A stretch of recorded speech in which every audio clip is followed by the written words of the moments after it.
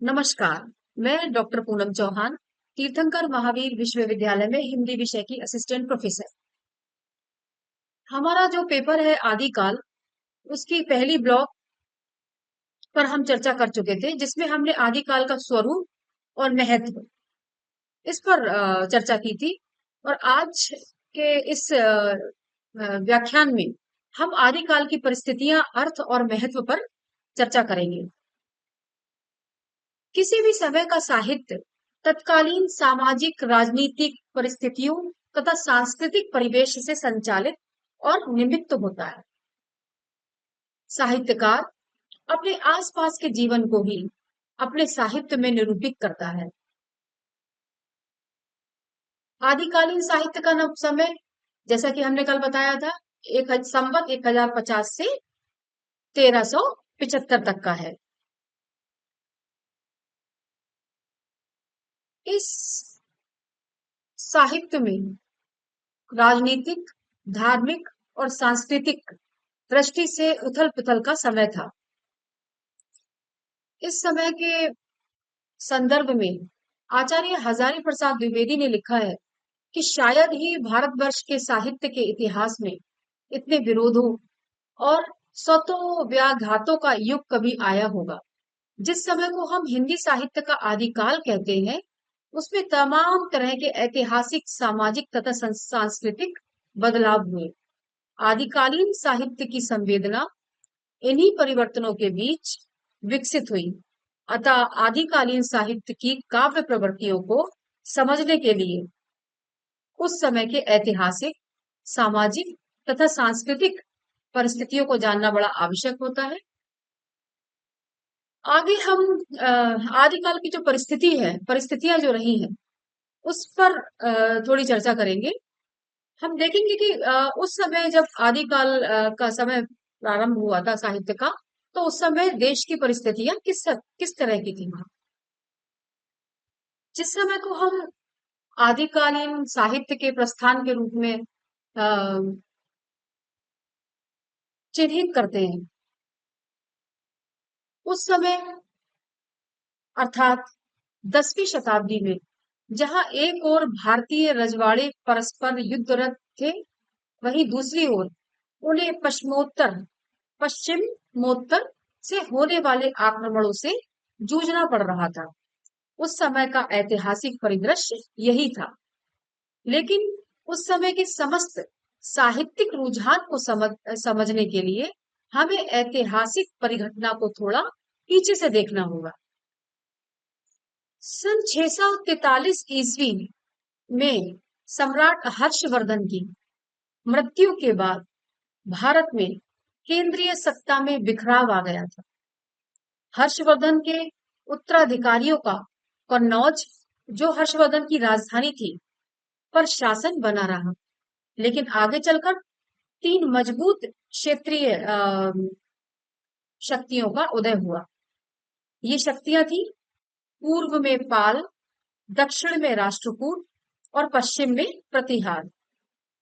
इनके आक्रमणों से कन्नौज की शक्ति क्षीण होने लगी।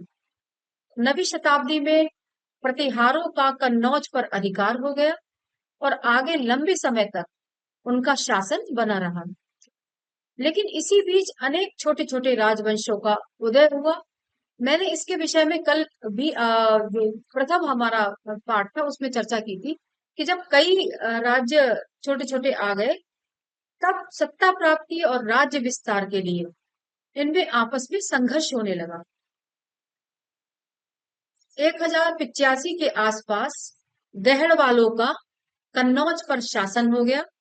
मध्य प्रदेश पर लंबे समय तक इनका शासन रहा, पर साथ ही इन्हें निरंतर पूरब से पालों तथा पश्चिमोत्तर से आने वाले पठानों, तुर्कों से संघर्ष करना पड़ा।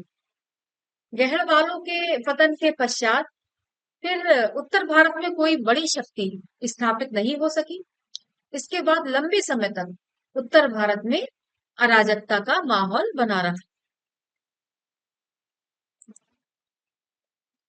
पश्चिमोत्तर के भारतीय शासकों का मुस्लिम आक्रमणकारियों से संघर्ष 712 ईस्वी के आसपास से होने लगा था। सबसे पहले मोहम्मद बिन कासिम ने सिंध पर आक्रमण किया, लेकिन बड़ा हस्तक्षेप तो तब हुआ जब महमूद गजनवी ने 1001 ईस्वी में हिंदू शाही वंश के जयपाल को हराया। 1000 ईस्वी से 1026 ईस्वी तक गजनवी ने 17 बार आक्रमण किया। 1173 ईस्वी में मोहम्मद गौरी ने गजनी का शासन संभाला। उस समय कन्नौज की गद्दी पर जयचंद्र तथा दिल्ली अजमेर की गद्दी पर पृथ्वीराज चौहान का शासन था। इनमें आपसी शत्रुता थी, जयचंद्र में और पृथ्वीराज चौहान में। आगे चलकर जयचंद्र की पुत्री संयोगिता से पृथ्वीराज चौहान का प्रेम हुआ और उन्होंने फिर संयोगिता को के साथ विवाह किया, उनके पिता की बिना मर्जी की। 1192 ईस्वी में तराइन के द्वितीय युद्ध में गौरी ने पृथ्वीराज को हराया और फिर उसने 1194 ईस्वी में चंद्रावर के युद्ध में गहड़वाल जयचंद्र को भी हरा दिया। गौरी ने भारत में केंद्रीय सत्ता स्थापित नहीं की। ये तब हुआ जब 1206 ईस्वी में कुतुबुद्दीन ऐबक ने दिल्ली सल्तनत की स्थापना की।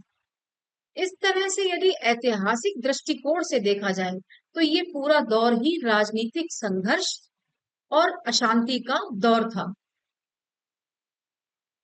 कुतुबुद्दीन ऐबक ने दिल्ली केंद्रित सल्तनत की 1206 ईस्वी में स्थापना की, लेकिन वो कम समय तक ही जीवित रहा। उसके उत्तराधिकारियों में सत्ता के लिए टकराव होता था। आगे खिलजी वंश का शासन स्थापित हुआ। दिल्ली सल्तनत के शासकों का भी भारतीय रजवाड़ों से निरंतर संघर्ष होता रहा।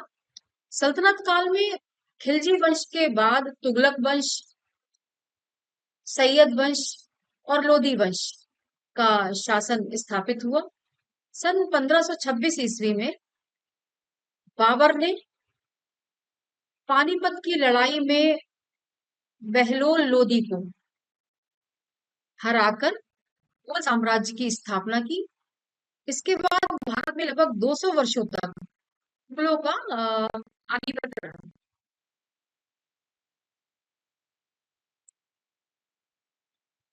सामाजिक सांस्कृतिक रूप से यह दौर तमाम किस्म की हलचलों से भरा हुआ था। इस दौर में बौद्ध और जैन धर्म का प्रारंभिक रूप बदलाव की ओर अग्रसर हो रहा था। अलग अलग राजवंशों ने अलग अलग धर्मों को संरक्षण दिया। पूर्व में बंगाल स्थित पाल वंश ने बौद्धों को संरक्षण दिया। पश्चिम में गुजरात और मालवा में जैन धर्म को संरक्षण मिला। बंगाल में जब सैन राजाओं का अभ्युदय हुआ तब उन्होंने संस्कृत भाषा और ब्राह्मण धर्म को संरक्षण दिया। बौद्ध और जैन धर्म को प्रबल चुनौती शंकराचार्य से मिली। जो आदि गुरु शंकराचार्य रहे हैं, उन्होंने ब्राह्मण संस्कृति को एक एक तरह से पुनः केंद्रिता प्रदान की, लेकिन शंकर का प्रभाव तत्कालीन समाज की तथाकथित ऊंची जातियों पर ज्यादा था। जो निम्न वर्ग के लोग थे, निम्न वर्ण के लोग थे, उन पर शंकर का प्रभाव इतना नहीं था जितना बड़ी जातियों पर था। इस बीच बौद्ध धर्म हीनयान, महायान, वज्रयान, सहजयान, मंत्रयान आदि विभिन्न संप्रदायों में विभक्त हो चुका था। सिद्ध कवि बौद्ध धर्म की वज्रयान शाखा से निकले। बौद्ध धर्म की इस शाखा में तांत्रिक क्रियाओं द्वारा सिद्धि प्राप्ति पर जोर था। तंत्र मंत्र का प्राधान्य था उस समय। अपनी सिद्धि क्रियाओं को प्राप्त करने के लिए अधिकांश लोग तंत्र मंत्र का सहारा ले रहे थे।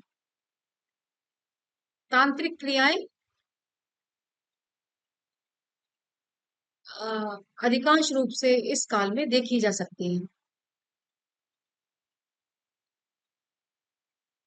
इस पंथ के उभार के संदर्भ में आचार्य हजारी प्रसाद द्विवेदी ने लिखा है कि हिमालय के परिवेश में, हिमालय के पादेश में कामरूप से लेकर हिंगलाज तक एक प्रकार की यक्ष पूजा दीर्घ काल से प्रचलित थी, जो बौद्ध धर्म के पिछले दिनों में बौद्ध धर्म को प्रभावित करने में समर्थ हुई और वज्रयान नाम से अभिहित हुई। सिद्ध कवियों ने ऐसी जनता को संबोधित किया जो ब्राह्मण धर्म की श्रेष्ठता के दायरे से बाहर थे। इसी कारण ब्राह्मण धर्म के बाह्य आडंबर का इनके यहाँ जमकर विरोध हुआ। एक तरफ शंकर का प्रभाव तत्कालीन समाज की ऊंची जातियों पर था, दूसरी तरफ सिद्ध कवियों ने ऐसी जनता को संबोधित किया जो ब्राह्मण धर्म के से बाहर की थी, उनके दायरे से बाहर की थी। इस तरह अगर देखा जाए तो सिद्ध कवियों ने एक कह सकते हैं कि धार्मिक आडंबर को दूर करने का प्रयास किया।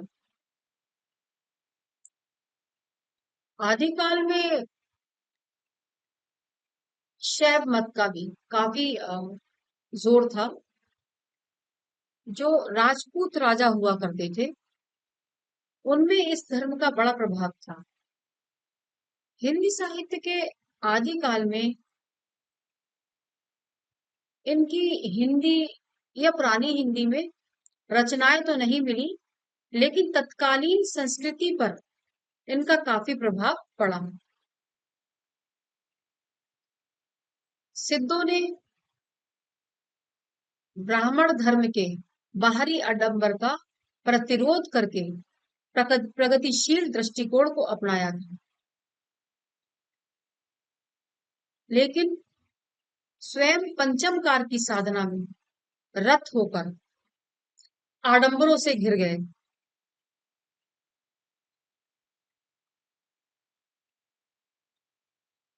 नाथपंथी सिद्धों के बीच से ही निकले थे।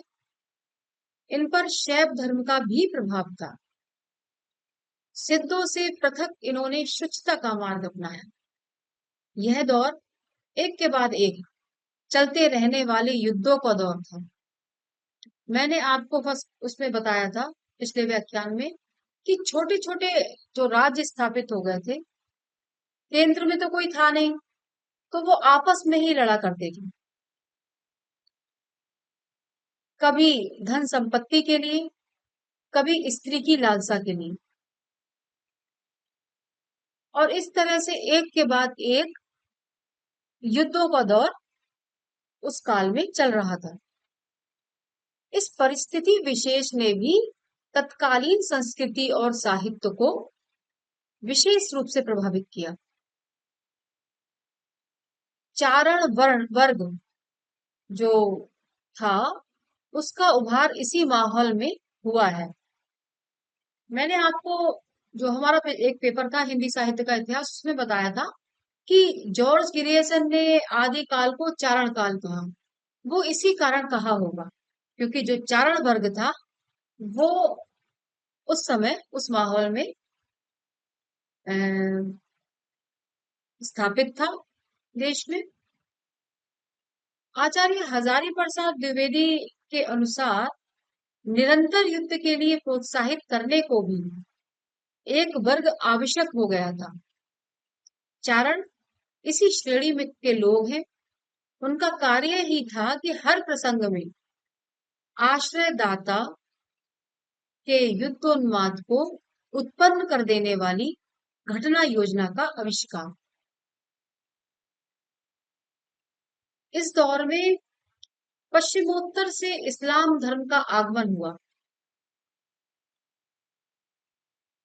इसका जो भारतीय संस्कृति से मेल जोल हुआ, उसकी अभिव्यक्ति हम आगे के व्याख्यान में देखेंगे।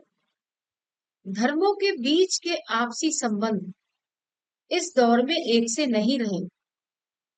अगर कहीं टकराहट और प्रश्नवाचकता दृष्टिगोचर होती है, जैसे ब्राह्मण धर्म से सिद्धों का, तो दूसरी ओर नाथपंथ और जैन कवियों ने समन्वय को अ, ज्यादा तवज्जो दी। भक्ति काल के प्रेम मार्गी सूफी कवियों ने हिंदी लोक गाथा को अपना आधार बनाया,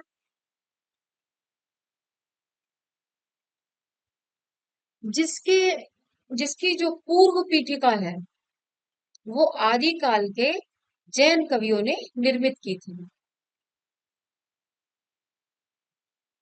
जैन कवियों को अपना प्रचार करना था, उसके लिए इनको कोई अगर विकल्प दिखाई दिया, तो इन्होंने क्या किया कि इन्होंने रास और कृष्ण की कथा इसको अपना लिया और इसका उपयोग अपने मत के प्रचार के लिए करने लगे। ये आवश्यक है कि इन कथाओं को उन्होंने अपने दृष्टिकोण के अनुरूप परिवर्तित भी कर दिया। हम कह सकते हैं कि आदिकालीन साहित्य की पृष्ठभूमि में परिस्थितियां जो थी, बड़ी ही दोहरी स्थिति में थी। इस दोहरी स्थिति में ही हिंदी के आदि साहित्य का जन्म हुआ।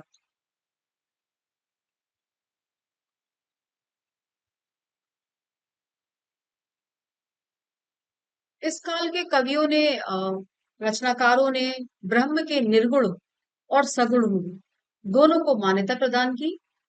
सिद्धों और नाथों तथा जैनियों ने ब्राह्मण धर्म के विरोध में सगुण ब्रह्म के स्थान पर निर्गुण ब्रह्म को अपनाने का आग्रह किया। वो, जैसा कि मैंने कहा, तंत्र मंत्र का प्रभाव था। वो सबसे ही कहा करते थे, जो सिद्ध लोग थे वो सबसे कहा करते थे कि तंत्र मंत्र को अपनाओ, तभी जीवन बदल सकता है। इस तरह का काल था उस समय।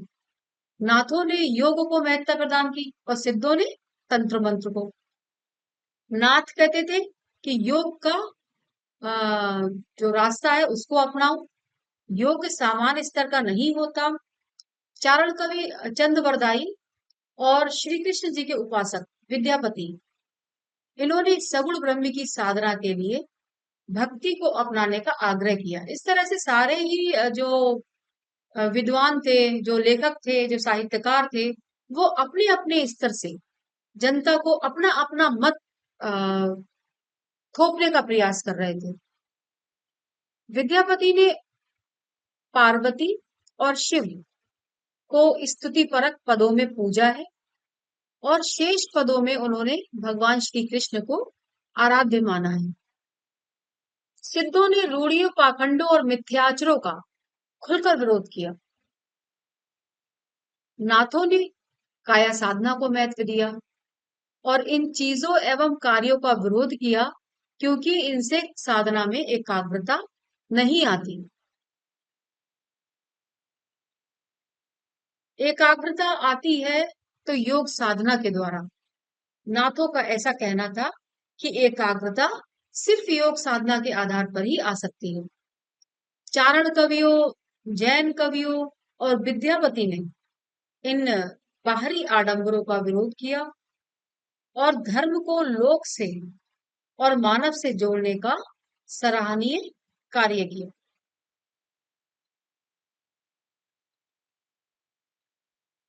कहीं कहीं पर रहस्यवाद भी उद्घाटित होता हुआ इस काल में देखा गया है। सिद्धों की रचनाओं एवं ग्रंथों में प्रतीकों और उलटवासियों के माध्यम से रहस्यवाद अ, उद्घाटित हुआ है,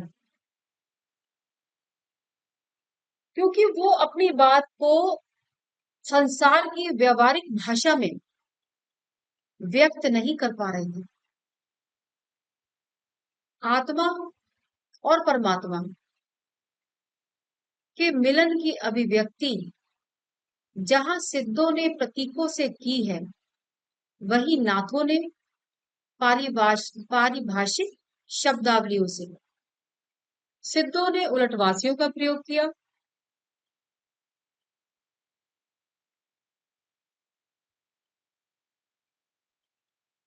और सिद्धों और नाथों दोनों ने सामंतवादी समाज और संस्कृति का आकलन करते हुए अपने अपने मत को प्रस्तुत किया।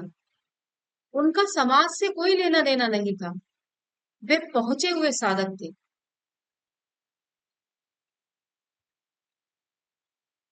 जैन और जो चारण कवि थे, उन्होंने समाज और संस्कृति को खुली दृष्टि से देखा था। कैसे देखा था? क्योंकि ये कवि राजाओं के आश्रय में रहा करते थे, तो जाहिर सी बात है कि समाज और संस्कृति को देखना इनके लिए बड़ा सरल था, और इसीलिए इन्होंने अपनी कविताओं में उसको ढाला भी है। इस वर्णन में सच्चाई का बखान था, जो सामंतवादी स्थिति का आकलन किया है। सामंत जो सच्चाई थी उसका तो बखान है, हाँ काल्पनिकता इसमें कम है। लेकिन ऐतिहासिकता के विषय में मैंने आपको बताया, ऐतिहासिक दृष्टिकोण से देखें तो काल्पनिकता ज्यादा है और वास्तविकता कम है।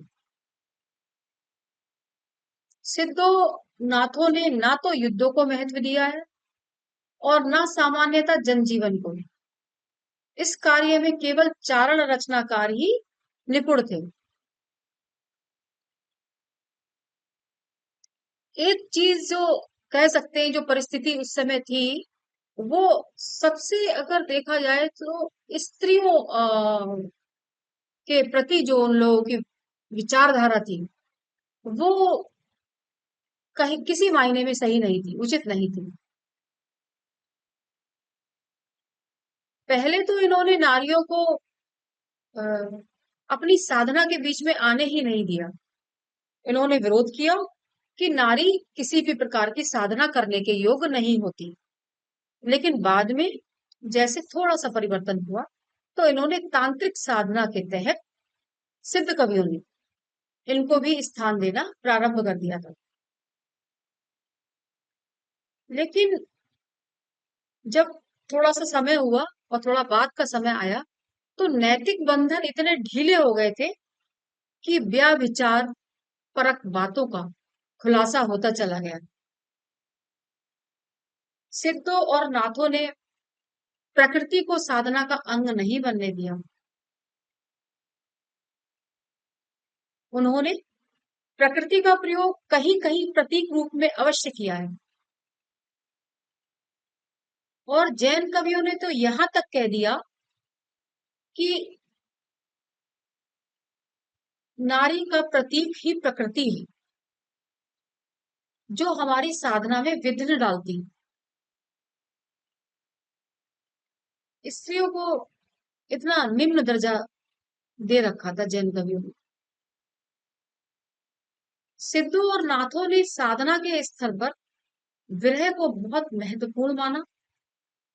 आत्मा परमात्मा से अलग होकर जो दुख की अनुभूति करती है, उसे ही विरह कहा। यह विरह आध्यात्मिक साधना का अंग बनकर इन रचनाओं से व्यक्त हुआ है।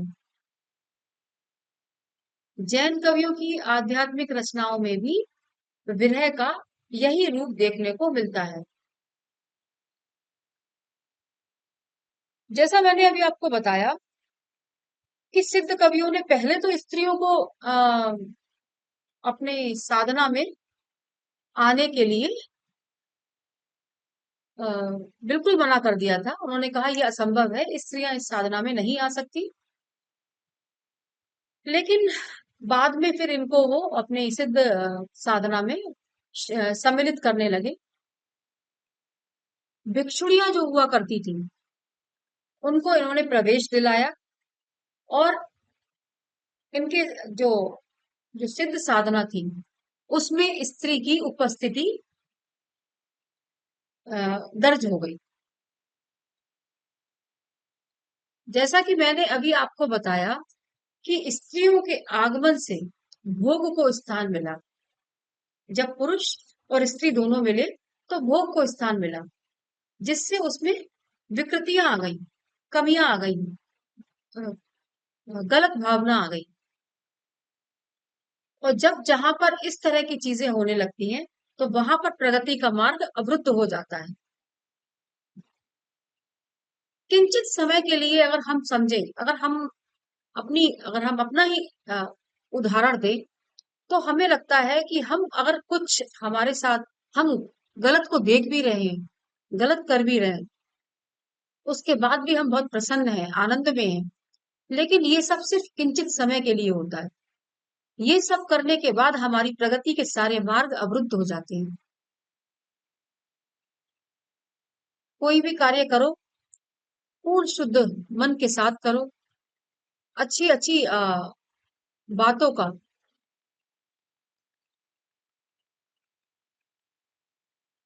अच्छे विचारों, शुद्ध मन और मेहनत के द्वारा ही हम प्रगति को प्राप्त कर सकते हैं, प्रगति हमारे जीवन में हो सकती है।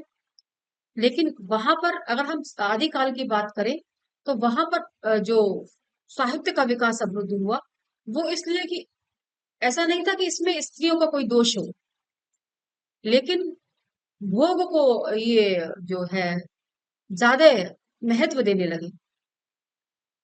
ये तो हो गई सिद्धों की बात। और नाथों ने स्त्रियों से अपने आप को दूर रखा।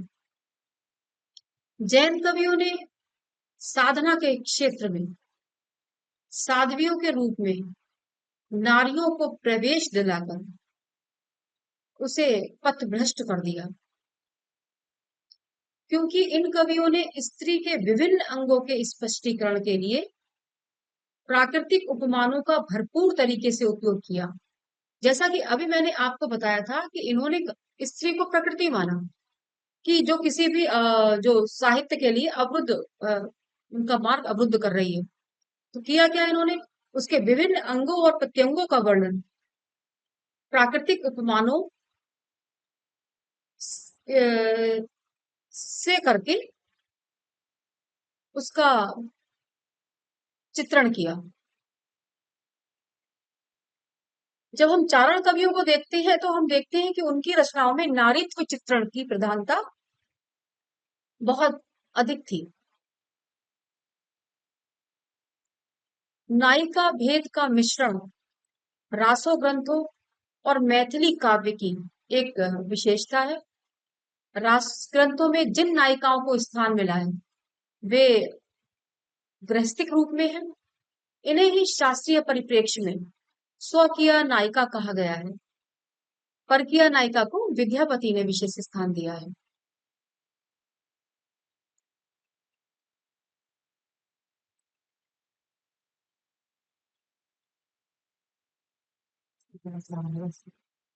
साहित्य समाज का दर्पण माना जाता है। कई कवियों ने इस विषय में लिखा है कि साहित्य समाज का दर्पण है। जैसा कि रामचंद्र शुक्ल जी ने ही कहा था कि साहित्य समाज का दर्पण है, जनता की चित्तवृत्तियों का संचित प्रतिबिंब है। साहित्यकार तथा परिस्थितियां एक दूसरे को प्रभावित करते हैं। जैसी परिस्थितियां होंगी, वैसा ही साहित्यकार कलम चलाए। समाज में जो घट रहा होगा या जनमानस में जो विचारधारा पनप रही होगी, उसका प्रभाव उस युग के साहित्यकार पर अवश्य पड़ता है। अगर हम वर्तमान समय की बात देखें, अगर हम परिस्थितियां ही देख रहे हैं, तो हम वर्तमान समय की बात देखें तो हम देखेंगे कि इस समय स्त्री विमर्श पर अधिक लिखा जा रहा है। क्योंकि जैसा कि समाज में घट रहा है, उसको ही लेखक अपनी रचनाओं में स्थान दे रहा है। साहित्यकार पर पड़ा हुआ प्रभाव उसके साहित्य में हम आसानी से देख सकते हैं, परिलक्षित होता है। साहित्यकार जिस समाज में रहता है, उसकी परंपराएं, घटनाएं, स्थितियां, परिवेश तथा परिवर्तन उसके दृष्टिकोण पर प्रभाव डालते हैं, जिसका परिणाम उसकी रचनाओं में भी देखने को मिल जाता है। समाज में जो अनुभूति व्याप्त होती है वही साहित्य में अभिव्यक्त होती है। हाँ, ये अलग बात है कि थोड़ा समाज की परिस्थितियों और अ, जो चल रहा है समाज में, जो घट रहा है उसमें से लिया जाता है, और उसके साथ में कल्पना का मिश्रण, थोड़ा सा कल्पना का मिश्रण भी कर दिया जाता है। किंतु इस तरह से करने में साहित्य के प्रभाव पर कोई गलत नहीं कह सकते हम, ना ही हम उसको आधारहीन कह सकते हैं। दूसरी तरफ यही स्थिति जनता की भी है। समाज में हो रही घटना या परिवर्तन से जनमानस भी प्रभावित होता है। जन सामान्य की मनोवृत्ति देश के राजनीतिक, सामाजिक, सांस्कृतिक आदि परिवेश से प्रभावित होती है। जैसा कि मैं अभी आज जब जितने मेरे व्याख्यान हुए हैं, शायद मैंने एक दो को छोड़ के सभी में कहा है कि रामचंद्र शुक्ल जी ने जो कहा है साहित्य को जनता की चित्तवृत्ति का परिणाम, वो हर क्षेत्र में, हर काल में लागू हुआ है। जब जब जनता की चित्तवृत्ति में परिवर्तन आएगा, तब तब साहित्य का स्वरूप भी बदल जाएगा। अतः ये कहा जा सकता है कि परिवेश और परिस्थितियां साहित्य के स्वरूप को नियंत्रित करती हैं। साहित्य का स्वरूप परिस्थितियों और परिवेश के अनुसार बदलता रहता है। परिस्थितियां, परिवेश मतलब आप किसी एक शहर या किसी एक गांव की बात करेंगे, फिर आप किसी दूसरे गांव की बात करेंगे, तुरंत जो स्थितियां हैं, साहित्य का जो स्वरूप है वो एकदम बदल जाएगा।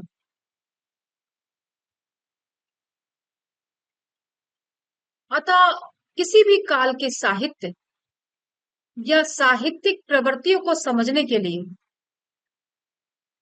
उसको प्रभावित करने वाली परिस्थितियों की भूमिका की चर्चा किया जाना आवश्यक है। परिस्थितियां चित्त वृत्तियों को प्रभावित करती हैं, और चित्त वृत्तियां रुचि, परिप्रेक्ष्य तथा दिशा को निर्धारित करती हैं। यही कारण है कि साहित्यकार परिस्थितियां बनाता भी है और परिस्थितियों को प्रभावित भी करता है।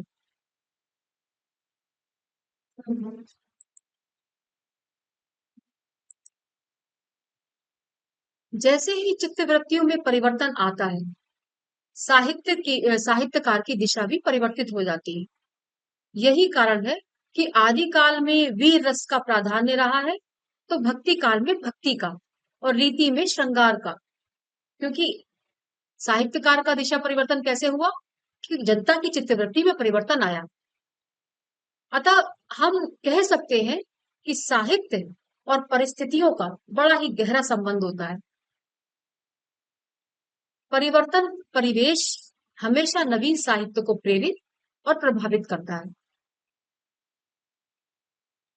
आज के इस व्याख्यान में हमने आदिकाल के परिस्थितियां जो थी आदिकाल के समय, उन पर चर्चा की।